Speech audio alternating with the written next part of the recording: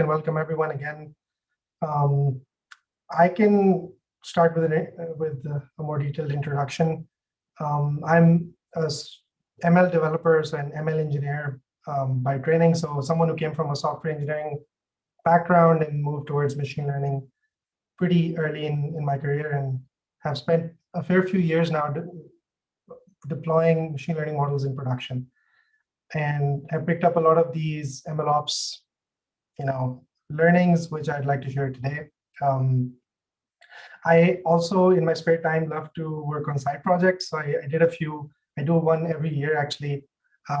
So I am an indie hacker by heart. So love playing around with new frameworks and tools, and creating products with value. So I would say I'm an ML engineer by training.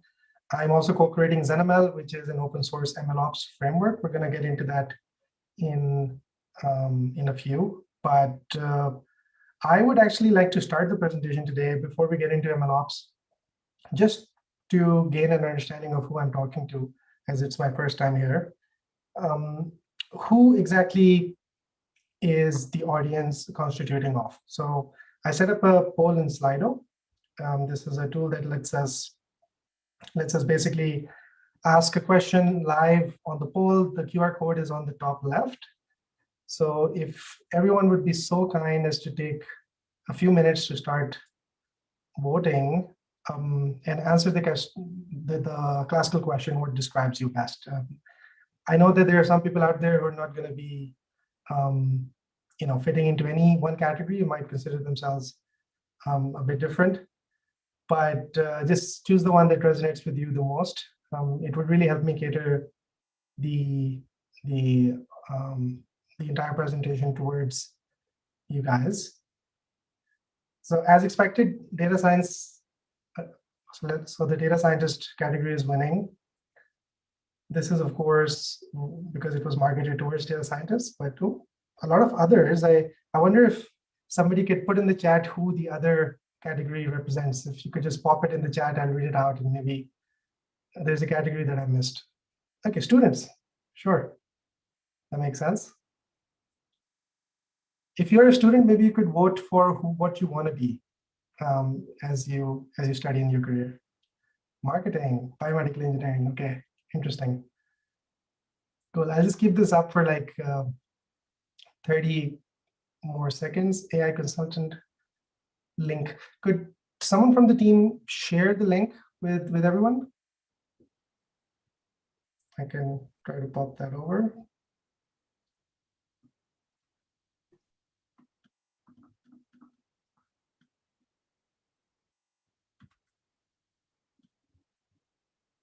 There it is.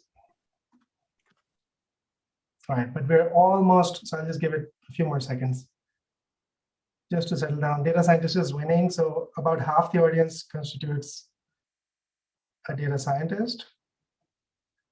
And a lot of students, I believe, and from different fields and different regions, which is perfect. I'm going to go ahead and close the poll now. Thank you so much for that. I really find it useful to understand where everyone's coming from when giving these sorts of presentations, because MLOps, of course, in machine learning keeps on getting commoditized, and it's becoming easier and easier from everyone to get into machine learning, and specifically, even if you're from a non-traditional software development background, machine learning is getting more and more relevant. So today we're going to be talking about MLOps. So I thought I would start with the canonical MLOps slide. It is basically like a prerequisite to study this slide when you're starting your journey with MLOps. It was a slide introduced by Google, Scully, specifically, who was a PM there, pretty cool guy. And I think it's pretty evident what the slide is saying. It's the fact is that machine learning as used in the industry is quite different from machine learning which is used in research or like for the students in university. It's actually a very small part of what you learn at university is actually instituting these components that make up ML in production. And everything around it is actually way more work and way more complexity, and you're going to have to learn it as you go into the industry. And if you take a look at the slide, this was something that happened in 2015, so it's a pretty old understanding. But more and more in 2020 onwards, especially, there has been a boom of people wanting to understand what exactly this means, and therefore the like the word MLOps is getting more and more popular over Google, and it's a buzzword that everybody wants to learn about. Excuse me. So as you can see, a lot of people in the industry who actually do machine learning properly, like Elon over there at Tesla with Andrew Karpathy, they are quite serious about the fact that 90% is actually just software engineering and only a small amount is machine learning. And that's essentially what the diagram before was saying. And you can see how that translates into how roles are formed in the actual industry as you go and progress in your careers, or maybe some of you are already data scientists, or I know that 40% of you are. Then a data scientist is increasingly shrinking in the value they can bring across, right? So you have the data scientist who's essentially doing the data science stuff, meaning training the model, etc. And then you have the data engineers, ML engineers, product engineers, people who are basically, SREs who are trying to fix everything around it. And data scientists need to be aware of this and need to understand that if they are to create an impact across the entire value chain as they progress in their careers, they would need to have an understanding of the systems around them, which constitute essentially MLOps. So I put the slide up just so that everybody has a picture of what a classical ML team nowadays in the industry looks like. It's changing, but you have to be aware of this if you were to move forward in your career. And if you look at the problem that happens when data scientists try to move into other fields, software development, they end up spending most of their time on data. So actual data analysis starts getting less and less, only maybe 20% of their time, and 80% of their time is just finding, cleaning, reorganizing huge amounts of data. And the problem is this is a very inefficient data strategy, because from the background of data scientists and people, ML practitioners who come from a non-traditional software engineering setup, they find it very hard to do this stuff. And therefore, it becomes very inefficient for a company to be able to ask them to do that. So they need to retrain themselves and span across the value chain. But spending more time on data perhaps is not a bad thing. So, I mean, classically, a data scientist work would look like this. They would perhaps do it in a notebook, maybe a little script, read CSV, pandas, fit it, use some NumPy magic, and fit a classifier. You can use the equivalent of R, and you could have epochs, you could have deep learning stuff in the middle, whatever. But essentially, that's what a data scientist is trained to do as they come out of university most of the time. And the problem is that as they do that, and if they take that as their final artifact and move it forward and like sort of give it over to engineering to productionalize, to put into production so that it serves potentially hundreds of thousands of users, this is what engineering sees. Engineering sees that this is just a mess. How can they take that piece of code and productionalize it, because there's so much else that hasn't been accounted for. And this is why data scientists need to probably change their way of thinking, and that's what's currently happening.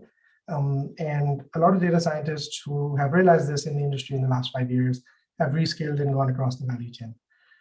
And I'm here today to give you a lesson on MLOps and maybe why you could go towards that end of the spectrum to better yourself and set yourself up for a successful career.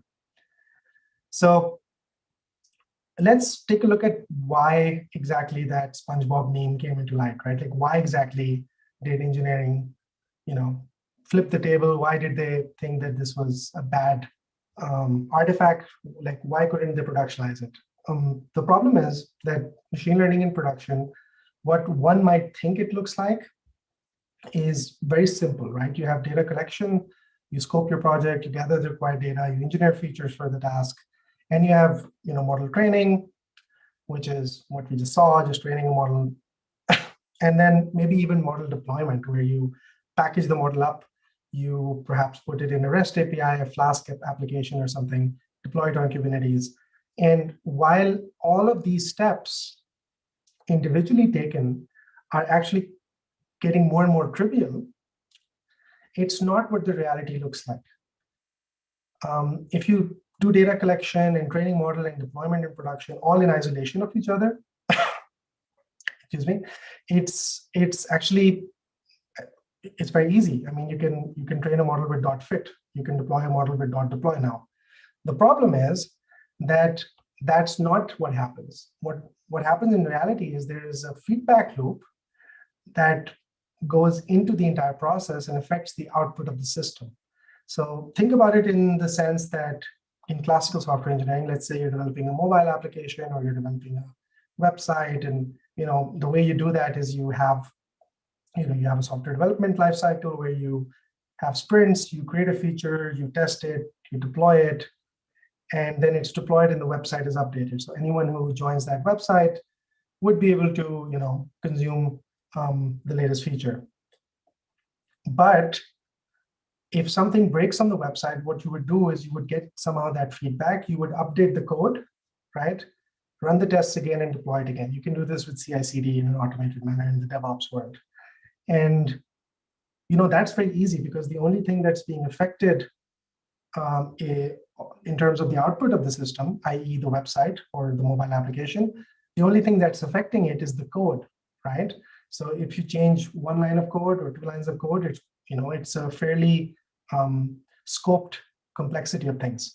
In machine learning, that's not really how it looks like. There is another player in the game, which makes it very hard to automate this whole process.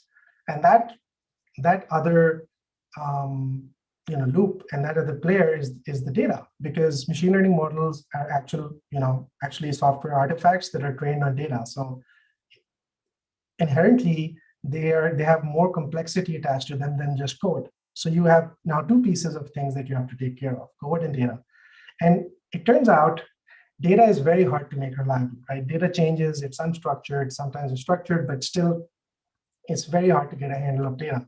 And that's why the industry struggles to actually deploy this reliably in production, right? How do you make sure that as the loops happen, you can go through this process again and again and again through all the different stakeholders that exist and not have things break, and not have disasters happen. And that's really what, in a nutshell, where MLOps lives. MLOps is simply a set of practices that aims to deploy and maintain machine learning models in production reliably and efficiently. So it's not a bunch of tools. It's not a bunch of, a Bible somewhere, like a book which says, okay, this is exactly what you have to follow, and this is what MLOps is. It's simply a set of practices. They're not codified anywhere. There's no standard yet. But in essence, what it's trying to do is achieve exactly a reliable loop in this entire process. And if there's anything you want to take away from today, it is this. You have to make the data loop inside the machine learning lifecycle reliable in order to get any value in terms of business, in terms of research, out of machine learning in the real world. Cool. So the thing is, as I said, the deployment part of this pipeline is getting fairly trivial. You have a softwares now, tools now, which can easily wrap a machine learning model, deploy it into production. It's quite easy. You can even use managed services for this. All the cloud providers provide it. You can go to Amazon, Google, whatever, and it's a bit easier. The thing is, you can't just leave a model lying around after you deploy it, right? Unlike a website, it's not just passive; it's ever changing. Data keeps changing, and that's where the trouble starts. So I'm going to go through a few things, which I call the post-deployment woes, meaning the problems that happen after the first model in a company is deployed. After the data scientist's job is finished, he or she walks away and they say, okay, finally I'm done, my work is done, but actually the reality is the work has just begun. So let's start with woe number one, accounting for latency. Google says that 53% of visits are abandoned if the mobile site takes longer than 3 seconds, right? I mean, you must have experienced this yourself. If you open up a website, if it's not opening, I mean, Google itself, if it doesn't open in 3 seconds, you're probably going to hit back, you're going to go somewhere else. And imagine if you had a machine learning model deployed on your application, whether that's a mobile phone or a website, and it's taking 20 seconds to run an inference on your data. You're going to lose perhaps half of your audience immediately. And half of your audience could mean millions of dollars of revenue, or it could mean the difference between your business surviving or not. So as machine learning practitioners develop machine learning models, if they do not account for latency pre-deployment, post-deployment, it's a huge pain. Let's go on to the second woe. Fairness and bias. I don't know if anybody here in the Zoom or watching online ever saw this news where Microsoft created a Twitter bot to learn from users, and it quickly became very profane and racist. It was because they had a feedback loop going on in Twitter where, in the Twitterverse, they were scraping tweets and feeding it back to the bot, and the bot learned from these tweets. And of course, that was, in retrospect, set up for disaster. I mean, if any one of you has ever spent a few minutes on Twitter, you would understand why. But because they had not built in checks for fairness and bias, they actually were not able to account for such a development, and it was a huge PR nightmare for them. The problem is that fairness and bias is not just about cultural norms and like political topics like racism or cultural topics. It's also just, even from a very purely business point of view, very, very relevant. So let's say you have an application, and that application serves the entire world, and you say as a data scientist that 99%, your model got a 99% accuracy.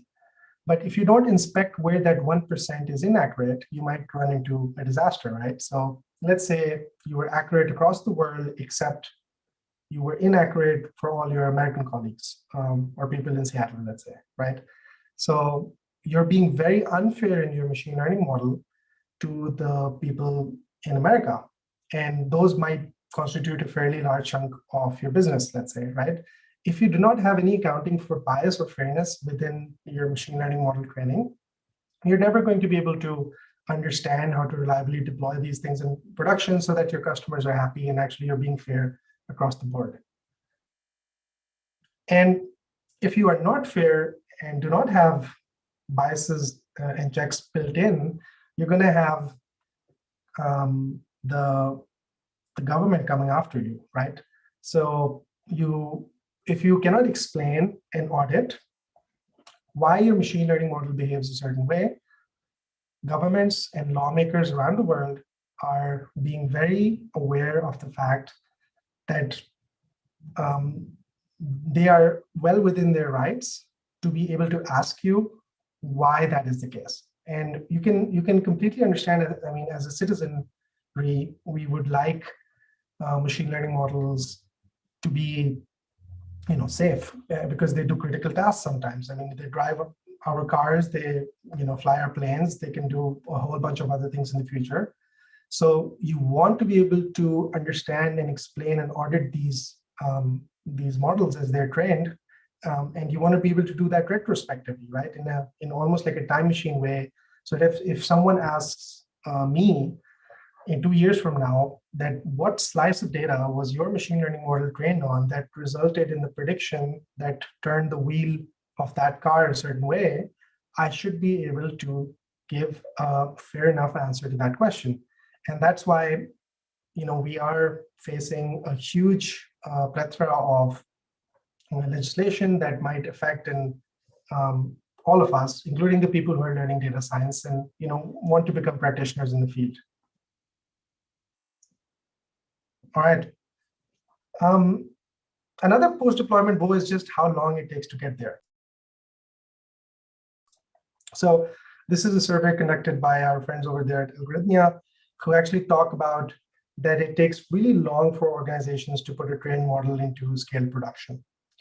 The reason is, all the reasons I spoke about before, and this poll is actually asking whether they can do it reliably. And you can see that it takes up to a year for a lot of these companies to even get it out into production in the first place, let alone get it out reliably. So it's a huge burden on a business to seriously invest in machine learning if they see these numbers. So we need to be able to get these numbers down in order to make a coherent case, whether that's in any field, any industry in the world who wants to apply machine learning and take advantage of it. And last post-deployment woe that I think is probably one of the most important is the fact that the world is not static, right? If you do pd.read CSV or the R equivalent of that, let's say, you're just reading a CSV file. That's a static file. It's not changing. But the world doesn't behave like that, right? You have models, you have concepts, you have data drifts that happen all the time. And there are a few examples of this. If you train a model to predict the best-selling book in the world in 2001, it would be one of the Harry Potter books, right? Maybe Philosopher's Stone. But if you predicted it in 2016, it would be Trump, Fire and Fury, right? So the world suddenly had different interests. A New York Times bestseller can be equally political and equally fantasy. How do you account for that drift? How do you account for a pandemic happening that just basically shifts the entire data in a way that your machine learning models cannot cope up? Zillow learned that lesson really well when they had to shutter their home buying business and lay off 2,000 employees. I think they lost like millions, like tens of millions of dollars, because they had trained models on housing data, which was pre-2019, pre-COVID-19.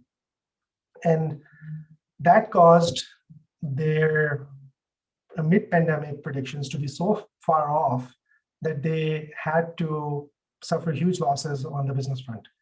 And this is really the reality that after deployment starts, if you don't refresh your models, the quality of your models usually goes down. So this is a representation of what usually happens. This is obviously not true for everything. Not all data drifts the same way, but as a rule of thumb, you should expect that the moment you have deployed your model out, then the quality curve is going to go down, right? And you're going to have to refresh this model over time in order to have a semblance of reliability of quality. And this is what all the big companies do. Netflix, Spotify, they're deploying the hundreds and thousands of machine learning models every few hours, refreshing them, accounting for drift, finding out if things have changed. And of course, these things cannot be manual, they have to be automated. And therefore, you need to understand MLOps. Okay, I'm just going towards the end of the theoretical part. We're going to get into the code soon. I'm going to end by this last concept, which is, I believe, one of the central tenets of MLOps. So MLOps is, in many effects,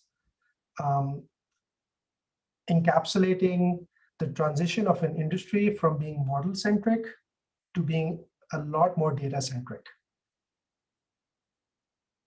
Model-centric means something that you might be classically aware of as a data scientist. You hold the data fixed, the pd.read CSV, and you iteratively improve the code and the model, right? You iteratively loop over your model, you pump up the epochs, you change the solver, you change different parameters, and you get some accuracy. And you probably need a lot of data for that.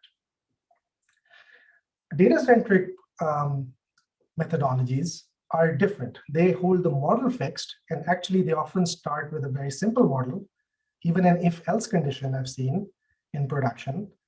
But it could be as simple as a linear regression or a random forest or a gradient boosting algorithm. And then they iteratively improve their data. So what that means is, let's say you have a bunch of data from the last year.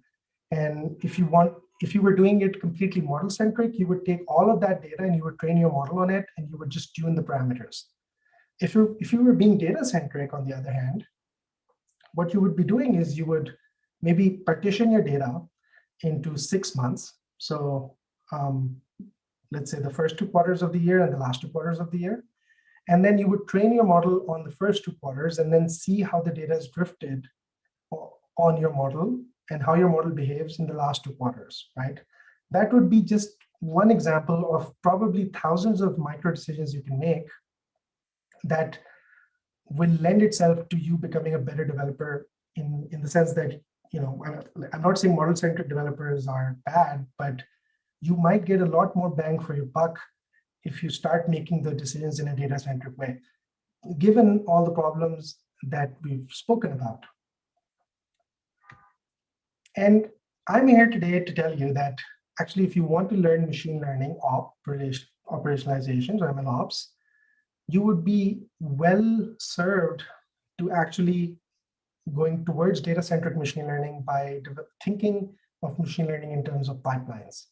What is a pipeline? A pipeline is just a series of steps that happen from the, at one at a time. And they're isolated. Each step is an isolated, self-encapsulated piece of logic.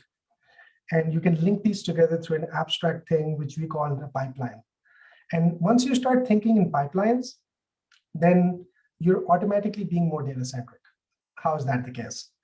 And first, you can separate environment from code. So you can have, you can start thinking about, hey, where's my pandas dependency? How's my operating system look like? How about I Dockerize these, because I'm going to have to change these as the code changes. As data flows through these steps, you can start to version it. You can version the data. You can version the artifacts. You can start building in systems like this. You can maintain modularity and extensibility. So if you want to swap out your random forest with a linear regression in the future, you would be able to do that by swapping out one step in the process rather than the whole thing in a notebook. You can track metrics and parameters. You can have data quality checks and drift detection plugged in. So you don't need to do that at the start, but you can, excuse me, you can actually plug it in.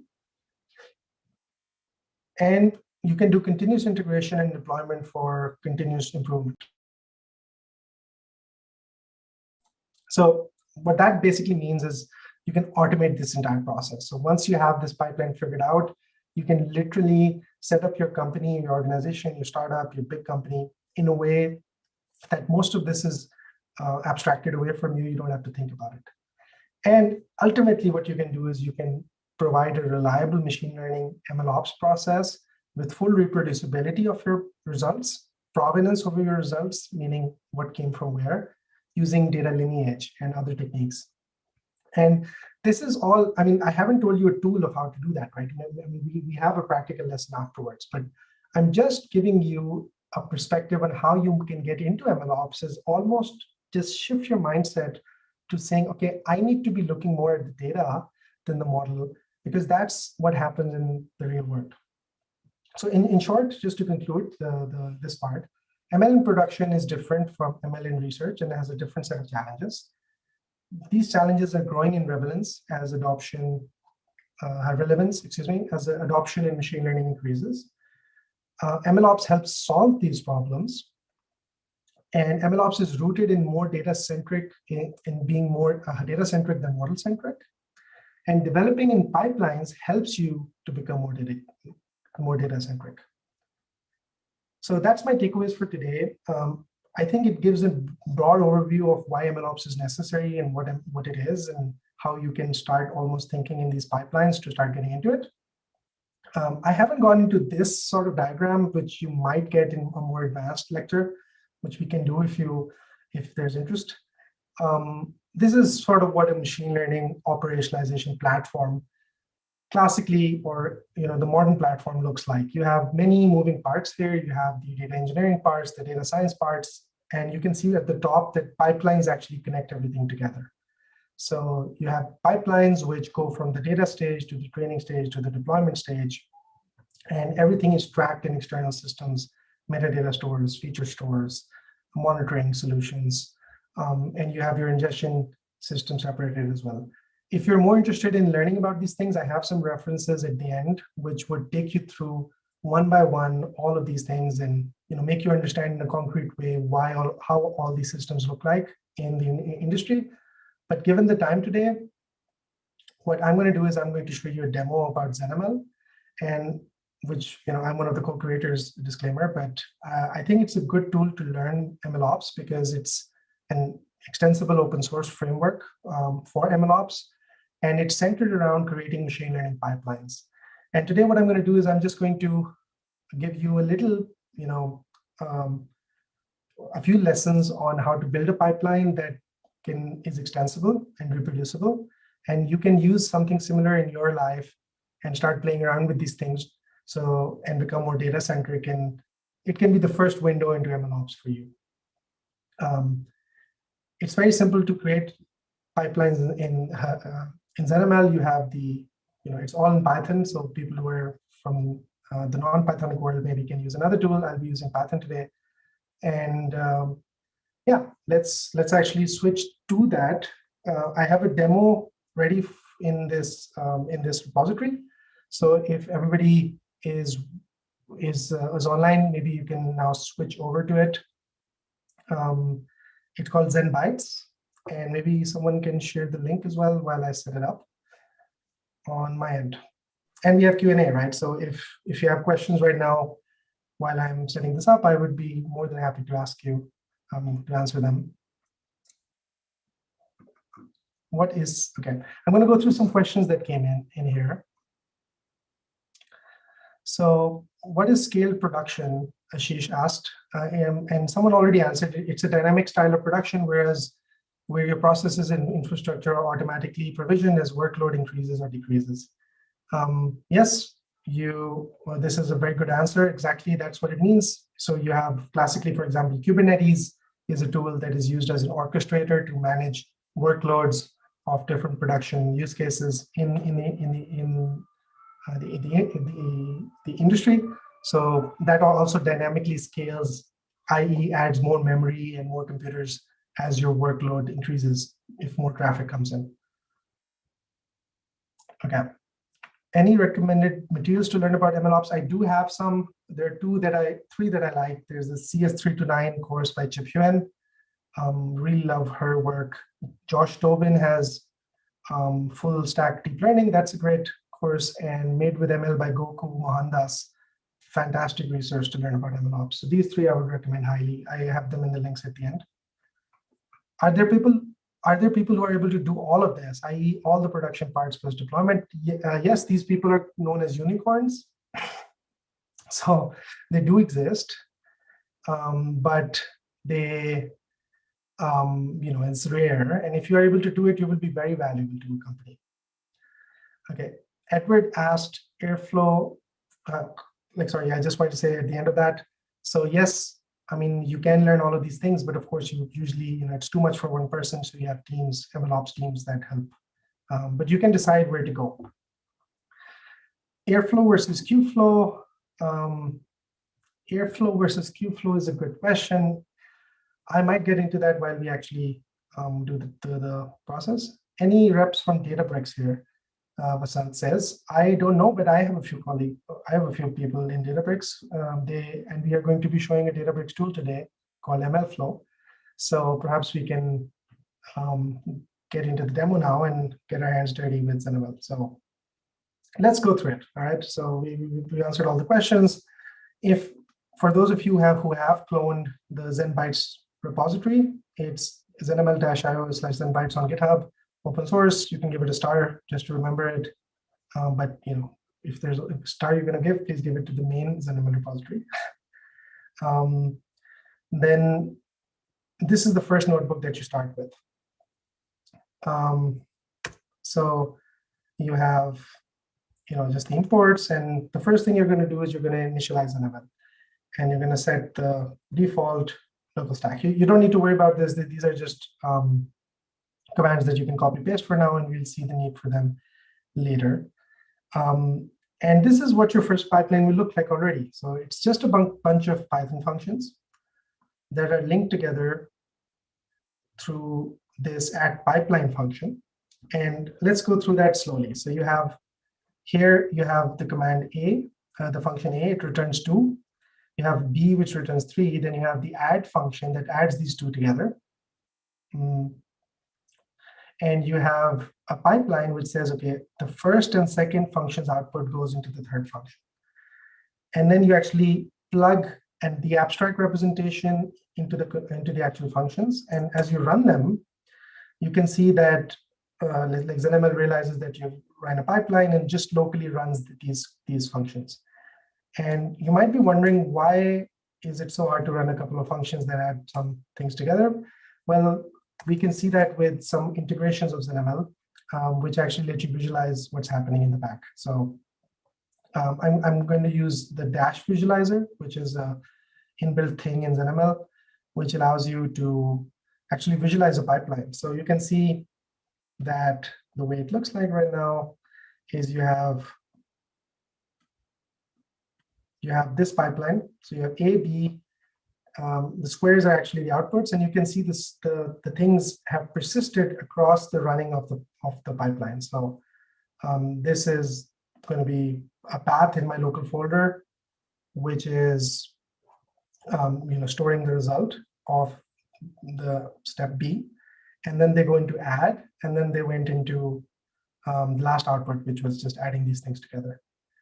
Somebody asked me in the chat where are the notebooks located. If you go into ZenBytes, we're starting with 00/basics.ipynb. It's in the root of the folder.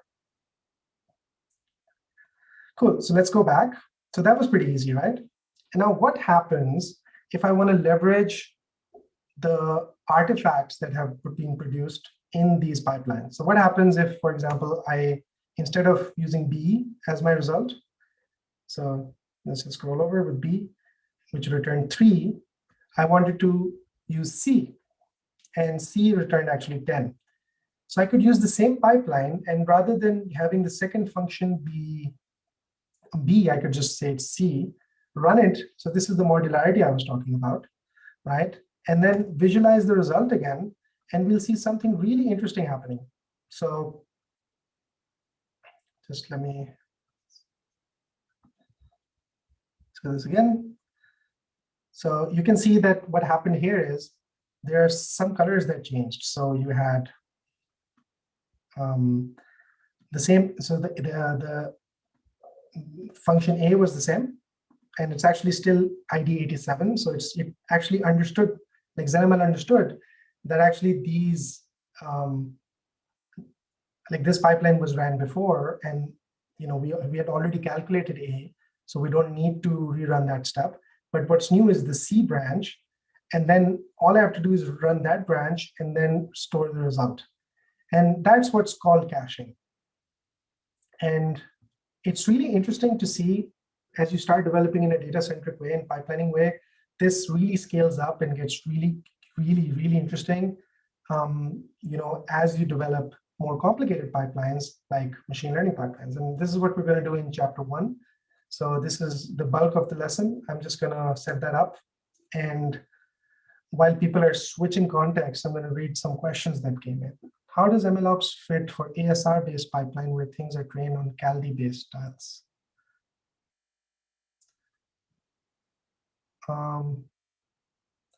I don't know what ASR-based pipelines are and what CalD is. So excuse me, Acharya, I have to move forward with the questions, maybe you would clarify.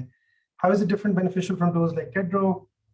Kedro and Airflow, I mean, somebody also asked for Airflow. So like ZenML is just an MLOps framework. So it plugs into pipelining tools like Kedro or Airflow. So you can run ZenML pipelines on Airflow. What ZenML provides is an abstraction layer to plug in other things like MLflow and deployment tools. And we're going to see that in a second. Could you suggest any courses? I've already put some in the link. And the recording of the webinar, I think, will be available afterwards. It's being streamed live. All right, let's move forward in chapter 1.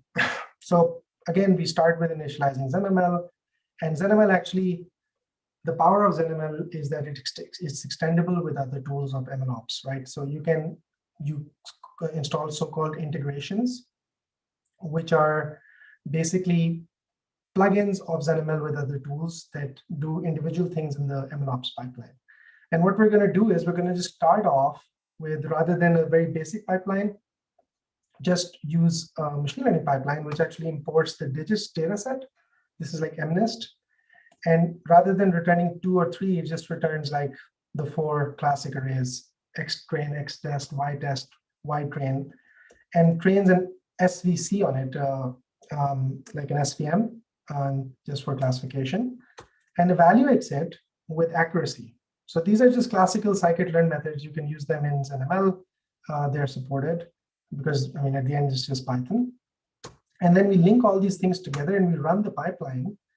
And now it's actually really interesting because the digits pipeline has ran, and we have just run our first machine learning training pipeline, right? It just trains the model. And if I actually visualize the result, I don't know where this went. Excuse me, I just have to maybe refresh this guy.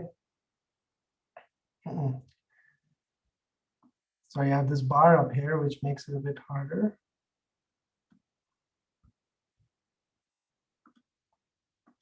There it is.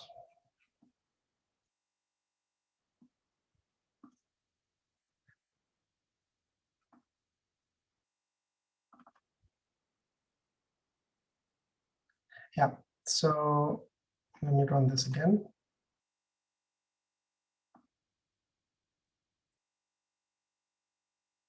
Yeah, so here now we would see the, I mean, I'm having a bit of trouble visualizing this, but for those of you who are actually running this on the other end, you would be able to see the model pipeline that we just trained with the visualization.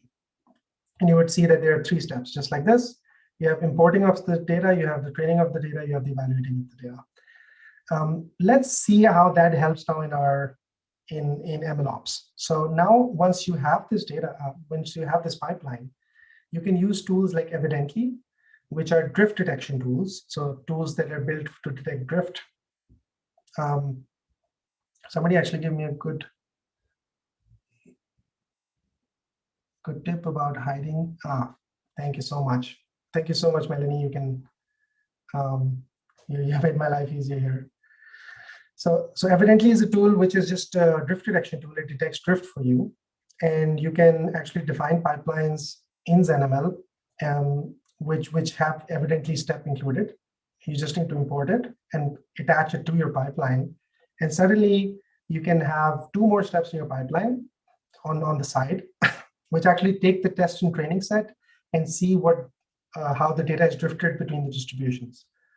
And all you need to do is you need to add 2 more steps into this pipeline definition, get reference data and drift detector, and import a few things, define a few more steps. Again, you're just appending onto this, right? Use the caching feature to quickly get to that step. And then you have the pipeline run. And if you now visualize it with the Evidently visualizer, which is different from the caching visualizer, you would be able to see if drift is detected or not. This was very simple. It was just a couple of blocks of code that I had to execute. Like ZenML integration with Evidently help you have monitoring of your machine learning pipeline because you just plug that in, boom. And here you can also visualize it straight in your notebook. This is very handy for data science to be able to see which features did drift, which features didn't drift, so on and so forth.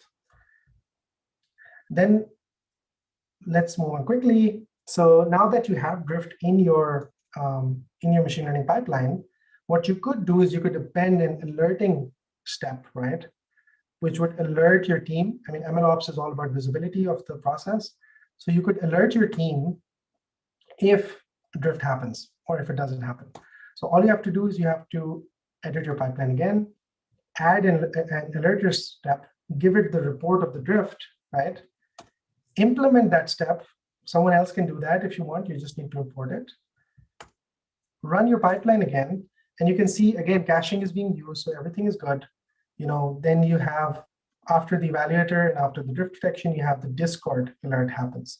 And here what I've done is I've used the Discord button to have a channel. And Discord is just like Slack. You can use Slack if you want. And you can see that a message has now popped up, which said that, okay, there's a message which came from this pipeline at this time, and it says that no drift has been detected. So you could append that with Slack. You could do many other things with these cool features. All right. I'm going to move forward with MLflow. So if someone asked right now, any reasons why ZenML is better compared to other pipeline frameworks like Kedro or sklearn pipelines? So just to clarify, ZenML isn't as such a pipelining framework. It's an MLOps framework. So it lets you create ML pipelines that then lets you transport across stacks. So it's very tooling and infrastructure agnostic. So if you want to run these pipelines on Kedro, or if you want to run them on sklearn, whatever, I mean, sklearn is a bit different, but like Airflow or Kubeflow, you would be able to do so. And I will actually show you an example at the end, which helps you do that. All right, so now we have all these pieces of MLOps starting to come together, right? One thing that you might want to use is all these experiments that you're doing. You are actually have to track your hyperparameters, right? You have to track your models. I mean, how are you going to do that? So there are many tools which broadly known as experiment tracking tools that actually track these sorts of things for you. And with ZenML, what you can do is you can just add as part of your pipeline something like MLflow, which is a great tool for experiment tracking. And the way to do that is just install the integration and then just add 3 lines into your step function. Import MLflow, enable MLflow, and import the enable MLflow decorator. If you decorate the enable MLflow, if you use this decorator in your Python function, you would be able to use the MLflow library, which is an open source library, to be able to log all of your parameters. So you can use, the auto log feature, which is a great feature from MLflow that automatically logs everything in your function. And now suddenly your pipeline has gone from being a very simple 3-step pipeline to a fully tracked, versioned, experiment tracked pipeline. And you can see that in the MLflow dashboard. I just ran this pipeline 25 seconds ago. The name of the pipeline is the same as that. And if I go into the MLflow dashboard, I would be able to see all the parameters that I tracked, my hyperparameters, cache size, class weight, the metrics, 96% accuracy, so on and so forth. And you have a complete lineage of that experiment with the actual pipeline run as well. So ZenML tracks all of those things for you. All right. And not only that, I mean, you could use the same thing to swap out your trainer, right? I mean, let's say the SVC was not good. Let's say you wanted to use trees for that. So I could just swap out, like create a new function, same thing, just with the decision tree classifier, run the pipeline again, and then visualize the MLflow backend. And I would be able to see, now probably a new experiment. Yes, exactly, here it is. And if I scroll to the right, you can see this is a decision tree classifier. If I was to select both of these, I could even compare them. And it's really cool to be able to use MLflow, which is an experiment tracking tool, right? There are many others out there like Weights and Biases, Neptune. And whatever you want to use, please use a tool to track these things. With ZenML, you can select these afterwards and just plug them in on the infrastructure level. So now see what's happening. Our pipeline is starting to get more and more mature. And finally, we're at the deployment level layer, right? Finally, we're at a point where we're like, okay, deploy this now. So what do we have to do? Well, let's say our logic is, if drift does not happen, deploy the model, right? How do you do that? You add a trigger. You say, okay, true or false, should I deploy this model or not? That should be based on the result of the drift. And you have a deployment step which actually does the deployment, right? So I can do that right in my notebook. All I need to do is add 2 more steps, right? Use the ZenML ML flow deployer integrations. ML flow also lets you deploy models. Side note, you could use other tools for that, and run this pipeline.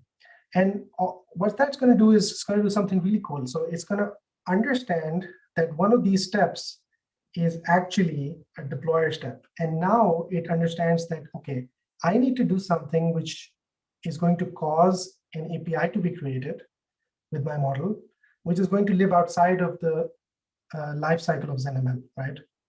So it uses, like ZenML is fully aware of these external services. And these services you can fetch into your pipeline and actually load them, right, with these helper functions and see whether they're active or not. So you can see this service which we just trained, the model was deployed, and it deployed a service. And if I was to use like my test set and run a prediction through it, service.predict, I would be able to actually use that deployment right now locally with just one function. So what have I done? I've actually deployed a service. It's a REST API. And I've just sent NumPy raised to it. It's returned me the result. And now I move closer to production, right? So I'm like doing production stuff, but I'm still local. But it feels to me like I can now see what the latency of this model is. I can see, how it's performing right now behind a REST API. And these things are important because as you get closer to production, these are the things we need to know. We can actually see whether this was an 8 or not. Yeah, looks like an 8. Maybe it's a 0. I don't know. But yeah, so that's now we went from 0 to a continuously deploying pipeline. And if you run this again, ZenML will actually pull down the latest deployment and spin up a new one automatically for you. You don't have to worry about it. And just last thing, we have a few more minutes left. In the real world, this is what would happen in MLOps. You would have a pipeline which is actually deploying automatically, right? Producing a service, and then you have a prediction pipeline which is running in parallel that's taking the latest model, fetching that model's service, the service that we just saw, and predicting on that service. And these two things are happening asynchronously, right? So you can have the model training happening 10 times a day, but the prediction can happen maybe once a day with the best model. And I'm just going to, in the last part of this, I won't go through the code, obviously, set up a simple 3-step pipeline. It imports some data, it loads the service, and it actually predicts on the service. And you would be able to see that the prediction is 0. So right now, if you look at this diagram again, what you've done, everything is local. We have set up a pipeline that's continuously deploying the service, and then it's fetching that service and predicting on it. And voila, in about 15 minutes time, you have a continuously CI/CD'd machine learning process. However, everything is running right now on your local machine. There's nothing which is happening in production per se, right? It just looks to you like you're doing some production stuff. And that's what we wanted to do at ZenML. We wanted to give you that ability to actually feel that you're closer to production. And then not only that, we wanted to give you the ability to actually go to production. So this is just going to be my last thing, and I'm going to close for questions. With ZenML, you have this notion of stacks. What stacks are that right now, everything was running locally for me. My orchestration was happening locally. My data was being stored in a local file system, and I had a metadata store, which was local as well. You don't need to understand exactly what these things are. You can read about them later. But with just a few commands, what I can do now with the same code is I can flip a switch. I can say, okay, rather than running my pipelines locally, I want that same exact pipeline to run on AWS with Kubeflow or Airflow. I mean, people were asking, how do these compare? You can use whatever you want in production. And I want to store the data in S3, right? I don't want to store it in my local file system. I have a couple of colleagues who also store it there. I want a metadata store, which is a SQL server, not a local server. And I want it to be all Dockerized automatically for me and then transported into the cloud so I don't have to do all of this myself. And just as my battery runs out of, my computer runs out of battery, all you have to do is you have to run these two commands which register a stack. And this actually, you don't even need to do, your colleagues can do this for you. And run your pipeline again.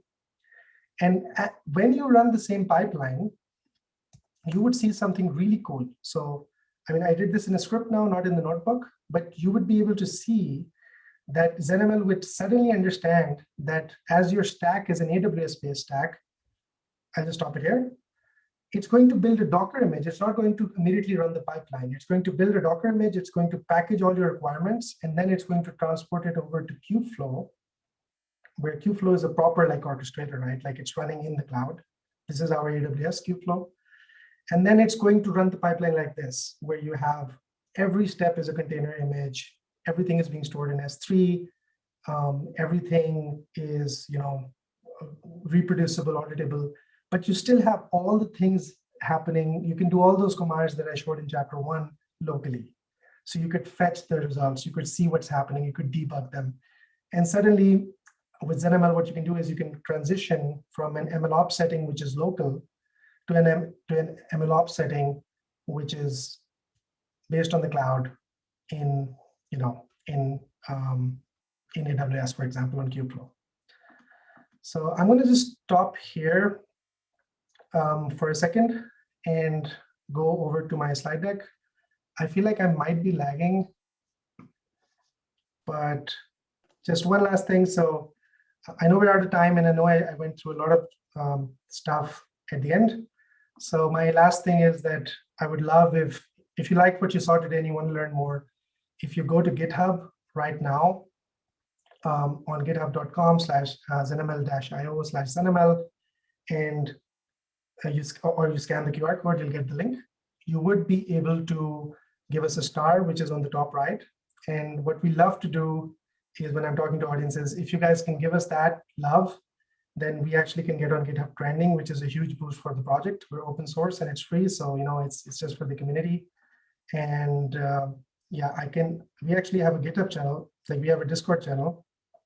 Whenever somebody gives us a star, we actually get notified. So my battery died for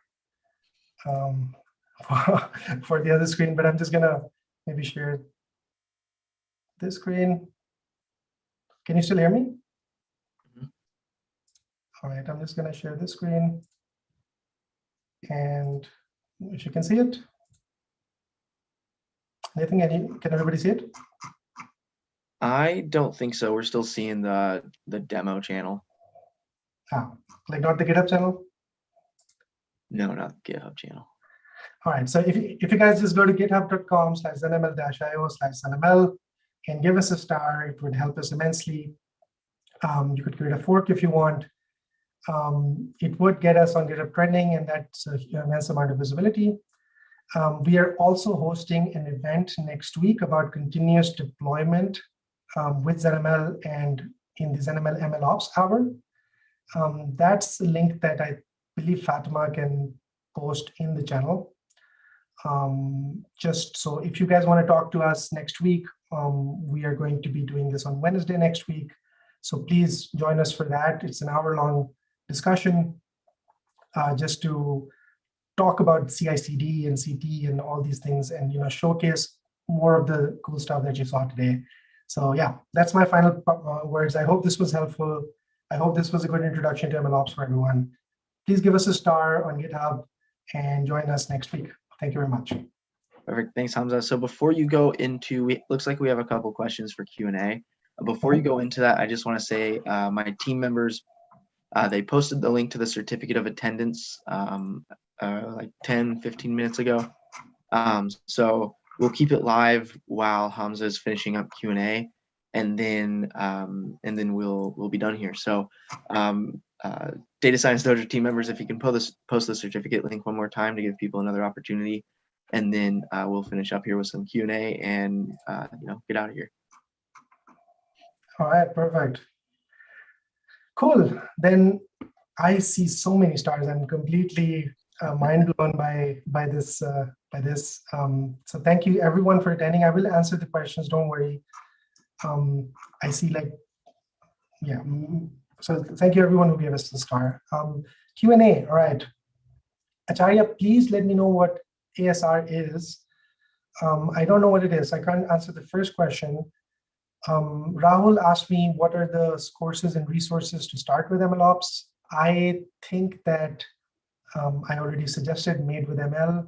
I suggested CS 3 to 9 from Chip Huyen, and I suggested Full Stack Deep Learning by Josh Tobin. These three, please read them. And then we also have the ZenBytes repo, which I'm going to be developing with the team over there at ZenML.